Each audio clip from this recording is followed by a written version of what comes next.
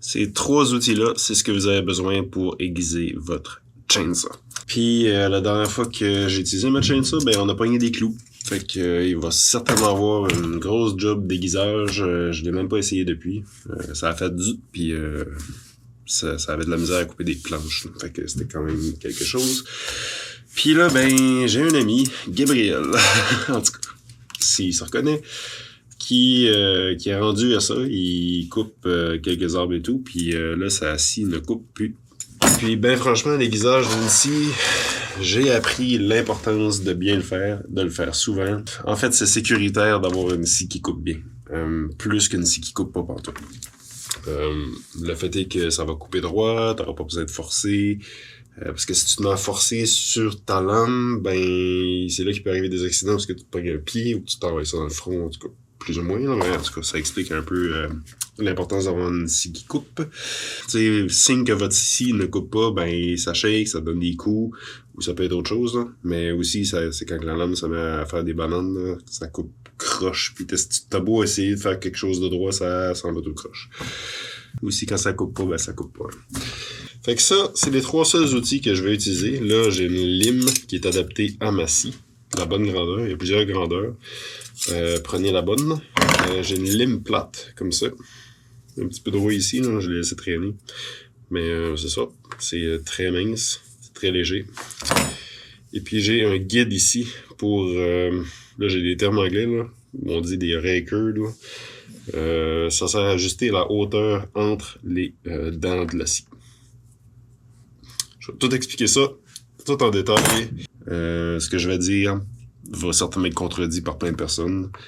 Puis surtout que je n'utilise pas de guide pour limer. Je vais quand même me mettre une petite poignée sur ça. C'est que en fait, moi j'ai comme plusieurs limes que je plante sur des morceaux de bois. Disons que je fais ça de façon artisanale. Il y en a qui vont avoir des guides pour être certain d'avoir le bon angle, la bonne profondeur, puis tout ça. Moi, j'y vais en main. On dirait que j'ai toujours aimé ça comme ça. Je suis une personne qui fait tout en main, bisounage, tout ça, ça me fit, c'est mon style. Même pour aiguiser ici, ça a l'air. La seule chose qu'il va certainement vous falloir, à part de ces trois outils-là, idéalement, ce serait un comptoir, une surface que vous pouvez nettoyer. Là. Il y a comme tout le temps de l'espèce de crap, là. Ici, c'est comme de l'huile un peu, là. Fait que j'ai un genre de plastique ici, c'est parfait pour ça, parce que sur du bois, ça va l'encrasser. Puis une bonne lumière. Moi, j'ai une frontale tout le temps. Là, je l'avais allumée, je sais pas. Puis ça me permet de voir vraiment, parce que vous allez vraiment avoir besoin de voir là-dedans comme il faut. Lumière en plein jour, c'est correct, mais dans un sol comme ça, une frontale sur la tête, c'est le best. Je pense qu'on peut y aller. Fait que la façon que je fais, premièrement, je vais y aller de ce côté-ci, puis je vais limer comme ça. Et ensuite, je vais la tourner à 90 degrés Celsius, que j'allais dire. 90 degrés.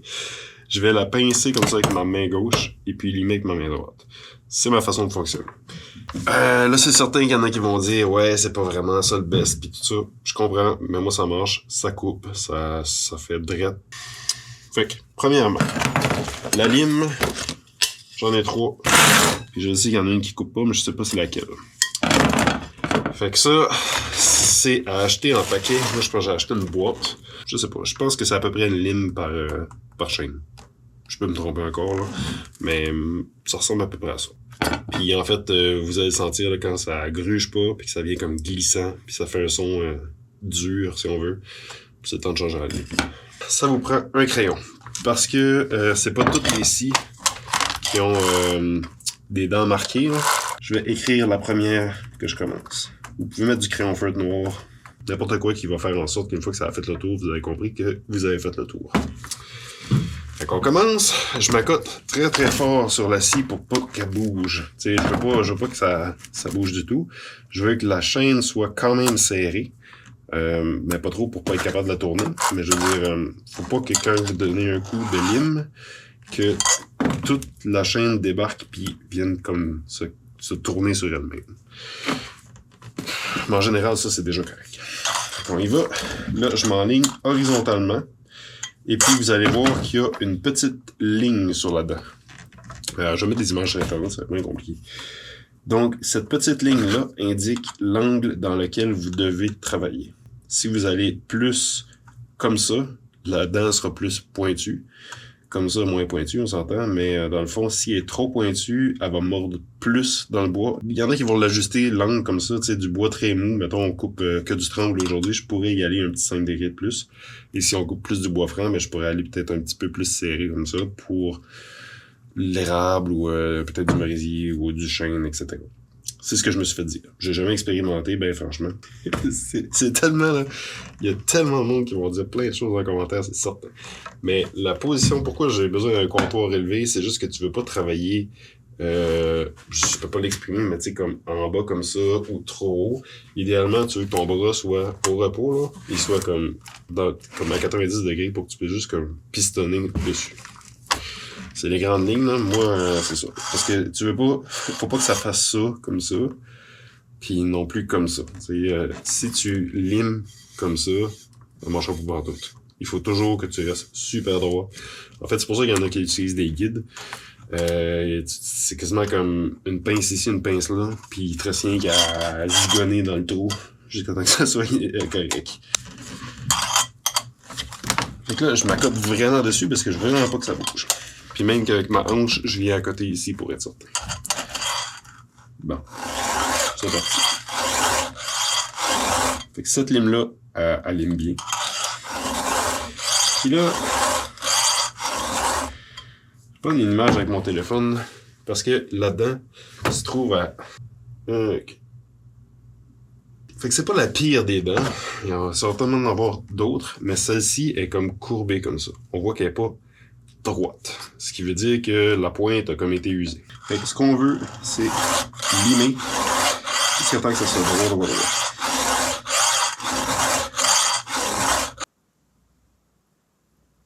Fait que là, on peut voir que j'ai enlevé du métal ici. Sur la photo, en tout cas. Et puis, ça, je peux juste l'enlever en faisant ça. Comme ça. Mais c'est que... Là, je peux voir en même temps que mon angle était pas bon.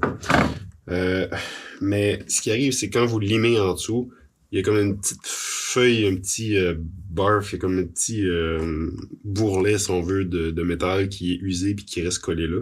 D'habitude, c'est bon signe, ça veut dire que vous en enlevez une bonne couche puis que ça part pas tout en granules, c'est juste une petite feuille. D'habitude, vous enlevez ça, puis après ça, en dessous, vous avez une dent bien pointue. Mais là, j'ai pas le bon angle, donc je vais me reprendre. Il y en a qui vont faire l'erreur d'aller trop profond, de trop baisser sous la dent. Puis il y en a d'autres qui vont faire l'erreur d'aller trop haut.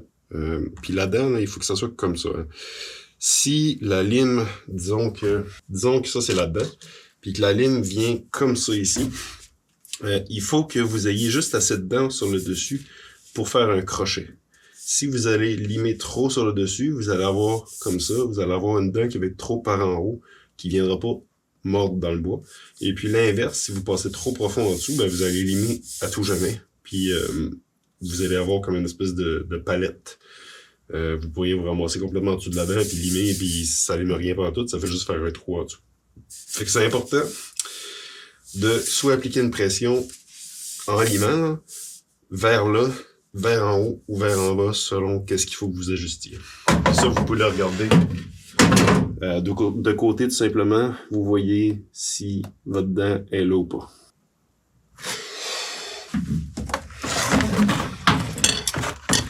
Fait que là, j'en ai une de faite. En fait, il y en a qui vont compter le nombre de coups pour limer toutes les dents égales. Tu sais, tu vas pogner un clou sur une dent, puis tu vas tout limer ta scie au complet, juste parce que tu as une dent qui est vraiment maganée. J'ai une petite réserve par rapport à ça. Je préfère user plus cette dent-là, ou les autres à côté. Et puis, si je prends un autre clou ailleurs, une prochaine fois, ben, user les autres. Puis comme ça, ben, ma chaîne va durer plus longtemps. Et puis, ce qui est moins bon dans ça, c'est que quand vous allez couper du bois, mettons, ben, ça paraît pas, là, mais ça sera pas tout égal comme ça ici. Vous risquez d'avoir comme des espèces d'encoches, là, puis ça risque de faire comme plus des... Après ça, ben, faut être patient parce qu'on a beaucoup de dents à faire, mais normalement, 15 minutes quand la scie est pas trop maganée, là.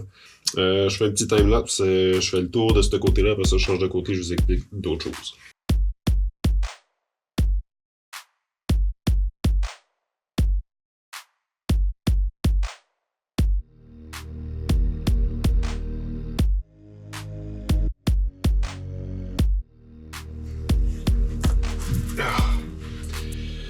je sens moitié plus mon bras à force d'être à côté comme ça, là. Tu sais, on a parlé de l'angle. Ben, l'angle comme ça qui est important en suivant la ligne. Mais l'angle comme ça ici qui est important aussi d'être horizontal.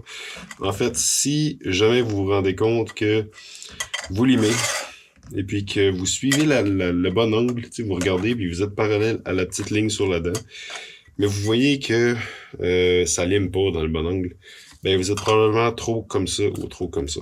Moi, c'est ce que je remarque, là. Des fois, je tombe dans l'une, puis parce qu'en fait, vous faites le crochet comme ça. Si vous êtes trop comme ça, vous trouvez à limer beaucoup plus la partie ici. Tout de suite, d'avance. Fait que, tu sais, vous allez pas limer la partie en haut. Fait que c'est pour ça que c'est important d'avoir une ligne horizontale. Je sais pas si vous comprenez, mais en tout cas. Et j'ai pas le choix de virer la scie de côté pour faire les dents dans l'autre sens, parce qu'il y a une dent de chaque côté. Puis là, ben, je me fais toujours un gant, parce que de ce côté-là, à cause qu'il y a certaines dents qu'on veut plus comme forcer par en haut, en limant comme ça arrive de sortir, puis mon index ici, il s'est fait assez souvent couper, parce que quand tu limes cette dent-là, ton index est pogné celle-là, ou je sais pas laquelle, là, mais ça fait tout, puis là, quand ça coupe, là. C'est là que les gens prendraient certainement un étau, c'est sûrement plus simple. Moi, j'aime pas ça. Puis là, ben, en mettant ça quand même au bout, comme ça, je peux même la barrer. Là, c'est pas celle-là, je suis rendu à ici. Je vais y aller comme ça. Puis je vais pouvoir en faire une, deux, et même trois. Tant que je touche pas à la poignée de la scie ou quelque chose, j'ai pas besoin de tourner. Fait que pour moi, je trouve ça efficace comme ça. Fait que je vais en faire une tout de suite, puis si j'ai quelque chose qui me vient à l'idée, je le dis, sinon, on va continuer. Fait que j'accote ça ici à terre. Vous pouvez y mettre un gant dans l'autre main, parce que pour vrai, ça coupe ça aussi, là. Bon, fait que là, moi, je remarque que je fais toujours ça. J'y vais très, très, très doucement. Puis même que cette lime-là ne lime presque plus, là. Ça est morte. Ah, le son est complètement différent, écoutez. Ça. Versus ça ici. Beaucoup plus aigu, beaucoup plus glissant. C'est comme si quelqu'un avait mis de l'huile sur la dent.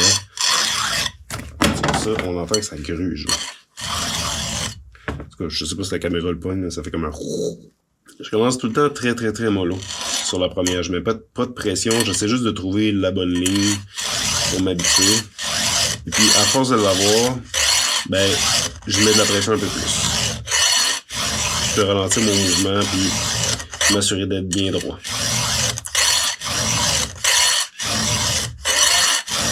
C'est là que je viens tout le temps corriger mon angle, si tout est parfait, pour être certain que je suis correct. Bon, celle-là est faite, là, je suis en train de toute la passer. Et je vais mollo. T'sais, dans le fond, c'est comme une analyse là-dedans, savoir, ok, je suis situé trop haut, trop bas, fait que souvent une question de feeling, on le voit quand on est trop haut ou trop bas, quand on commence, fait que juste de glisser dedans une fois de temps en temps, on s'en rend compte, puis après ça, on peut s'ajuster, puis mettre la pression, puis y aller.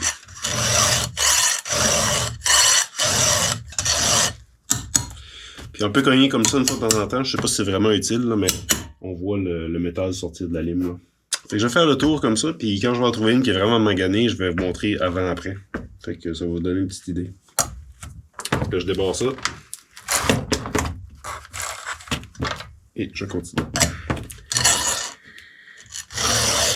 Celle-là, je l'ai pris parce qu'on peut voir que la dent est droite, puis après ça, il y a une petite encoche comme ça qui est comme brillant. Ça veut dire qu'il faut que j'aille tout gruger jusqu'à temps que j'aille chercher la petite encoche au complet.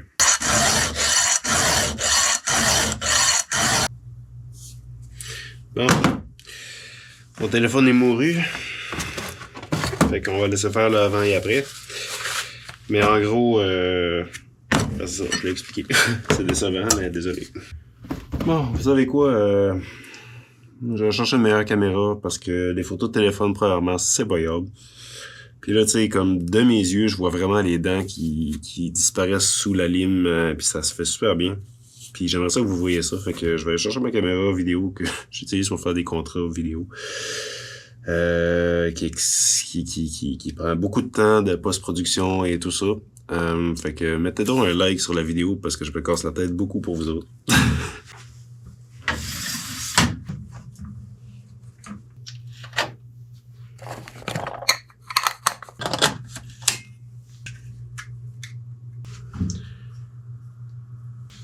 ça va être proche.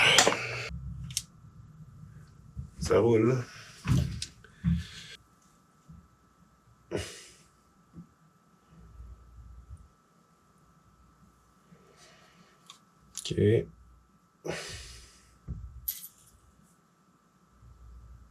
Je pense qu'on l'a. On va essayer celle-là.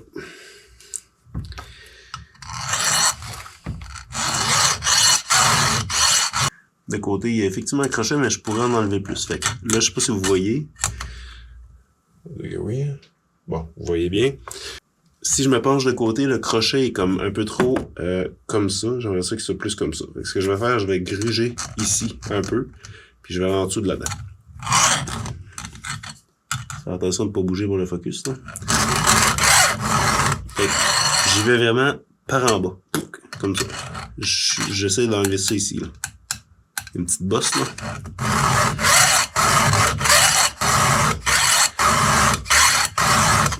Là, j'ai enlevé la bosse, puis là, je vais aller en dessous. Tranquillement. On peut voir qu'il y a un espace entre la lime et la dent, mais j'approche.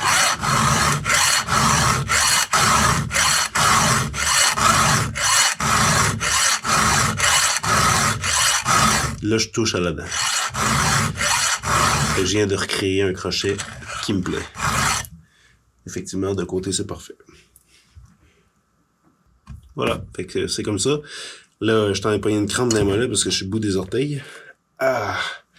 Je vais arrêter ça, puis je vais faire le tour. Puis après ça, on s'attaque au record, qui est la petite bosse entre les deux ici.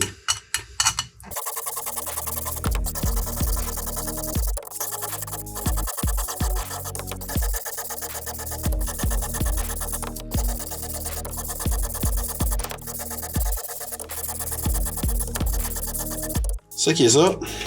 Maintenant, les rakers. C'est quand même vraiment... franchement, là, c'est très simple. Vous mettez ça, vous faites une bonne marque là, sur... On va mettre en masse là, parce que là, je commence à avoir des marques partout. Ça, c'est la zone qui... On va faire le tour. Ça ici, là, c'est pas bien dur. C'est l'espace qui est là. C'est l'épaisseur exacte qui doit être, comment dire, la hauteur du raker. Raker, en tout cas, je sais même pas comment le dire. Ça ici.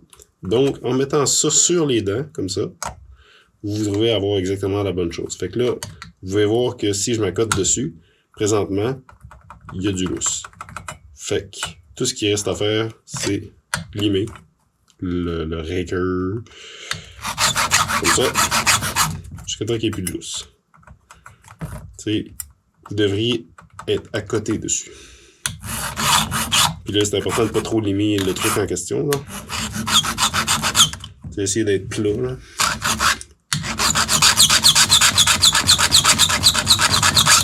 Là, je suis à côté. Il n'y a plus de lousse. Fait qu'à ce temps que ça c'est fait, il me reste juste à me déplacer à la prochaine. Fait comme ça. Vous voyez, ça bouge plus. Là. On continue. Prochain. Est-ce qu'il bouge? Beaucoup.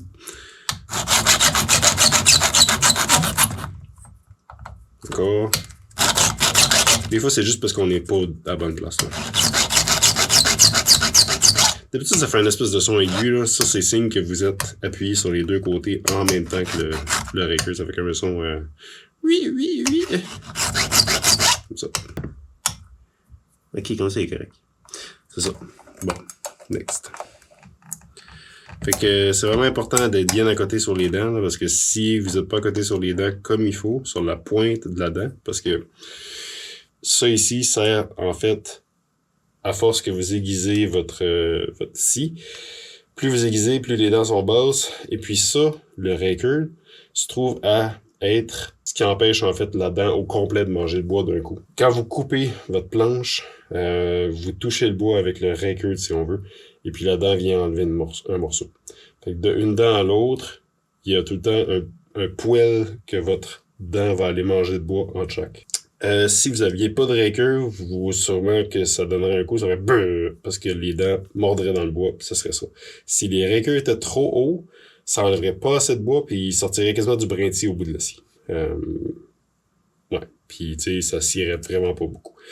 Fait que c'est pour ça qu'à force de aiguiser votre scie, votre chainsaw, votre chaîne, ben c'est important de faire un petit tour puis d'aller faire ça. Ben c'est là que ça va donner des coups, parce que à toutes les fois que cette dent-là fait un tour puis vient pogner le bois, ben elle va te donner un petit kickback par en arrière toutes les fois, fait que ça va être c'est vraiment gossant.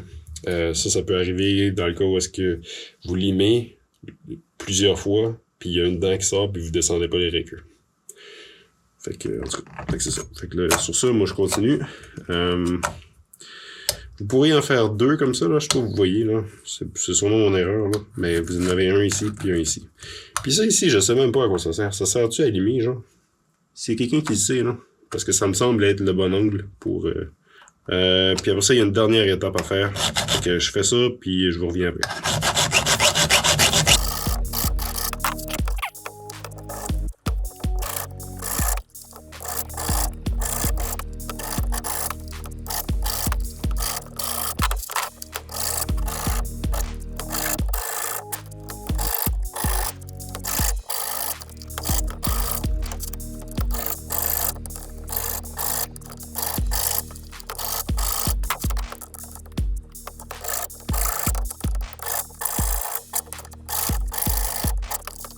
Fait que ça, c'est fait.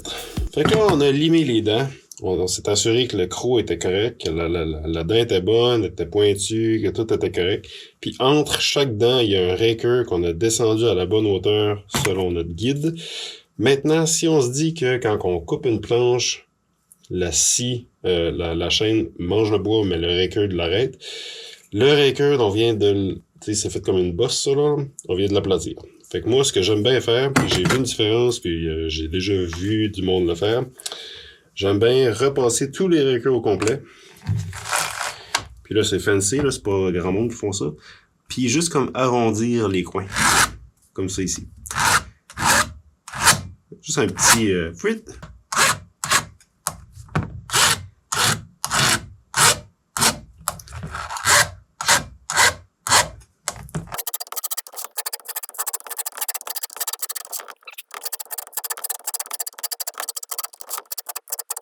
Voilà. Fait que, pouf. Fait que là, si vous me demandez à quelle fréquence qu'on fait ça, il y en a qui vont dire à toutes les fois que vous mettez du gaz dans votre scie, vous pouvez limer votre scie. Personnellement, ça dépend si tu pognes la terre ou si ta scie coupe vraiment pas. Mais il y en a qu'est-ce qu'ils vont faire, ils vont vraiment juste donner un coup ou 2 à l'œil de même, juste pour blanchir la dent. C'est vrai que ça aide, c'est juste que, bof, quand je suis dans le bois, j'aime pas ça limer ma scie, c'est tout le temps tout croche, puis des fois il y a des moustiques qui mouillent, fait frite. Fait que moi je le fais pas. Je dirais que je vais faire une journée de bûchage, mais je fais pas des grosses journées, là, mais mettons 3 heures, là, 2 heures, à moins que je pogne la terre. Puis après ça, je reviens chez nous, je m'installe sur mon établi, puis je fais un bon limage. Des dents seulement. Les rakers, ce qu'on a descendu, je fais ça peut-être bien après 3 ou 4 limages. Parce que sinon, ben ça vaut pas tant la peine. Tu t'en rends compte quand le bois sort pas vraiment, puis c'est comme du brintis, c'est parce que là, t'es vraiment dû. Mais j'ai déjà passé une chaîne au complet sans jamais avoir baissé les rakers, puis ça coupait pareil. Moins, mais ça marchait. Dernière chose à noter, la petite ligne qui dit l'angle, c'est ce qui définit quand votre chaîne est terminée. Quand vous êtes rendu à cette ligne-là, oubliez ça, vous risquez de perdre des dents, puis les dents risquent de casser dans le bois. Normalement, ça me prend 15-20 minutes de limer ma scie, ça m'a pris 1h30. J'espère que ça valait la peine de vous expliquer ça. Si vous avez des questions, n'hésitez pas, j'essaie de répondre. Puis comme je dis tout le temps, je suis en apprentissage, sauf que j'ai un certain niveau de connaissance que j'aime beaucoup partager. Puis étant débutant, ben pour moi c'est frais. Fait que je sais c'est quoi les problèmes que j'ai eus. Il y en a qui ont des systèmes, genre ils mettent ça sur un truc, puis ça lime toutes les dents égales avec pas un robot, mais un genre de canne qu'il appelle, là, qui vient pousser la dent, puis après ça lime, ça pousse la dent, ça lime. Ça fait une job parfaite, mais ça fait des limages carrés et non ronds. Il y en a qui vont limer, pas avec cette lime-là, mais qui vont limer avec des limes carrées aussi. Il y a plein de façons de limer. Ça, c'en était une. Fait que si vous avez apprécié, pouce en l'air, puis c'est ça. Bonne journée. Moi, je m'en vais demain matin au chalet. Je pars pour 5 jours, fait que si vous aimez la chaîne, le projet, ben, tout ça, abonnez-vous. Là, j'ai 5 vidéos qui s'en viennent après celle-là, que j'ai aucune idée encore ce que je vais faire. Je sais que je vais faire un rack pour la slab, puis commencer sûrement les bio, terminer le shed. Il y a plein d'affaires qui s'en viennent. Mais en tout cas, je devrais être là pour une couple de jours. Merci!